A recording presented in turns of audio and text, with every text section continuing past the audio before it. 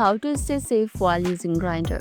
So you are using the Grindr, awesome. It's a fantastic way to connect with the people, but like anything online, staying safe is a key. Let's break down some super simple tips. The first up is profiles. Don't just swipe left or right based on the bloody pic. Take a moment. Do they have a bio? Do it seems genuine? If something fills up or profile is empty with one photo, it's okay to be cautious. Next, communication. Keep your personal details private when you first start chatting. No need to share your full name, where you work, or exact address right away. Chat within the app, and when you are ready to meet, suggest a public place for your first encounter. Think of busy coffee shop or park during the day or well-lit bar. Avoid going straight to someone's house or inviting them to yours for the initial meet. And what about meeting up? Tell a friend, seriously. Let someone know where you are going, who you are meeting, and when you expect to be back. Share your location with them too if you are comfortable doing so. Finally, trust your gut.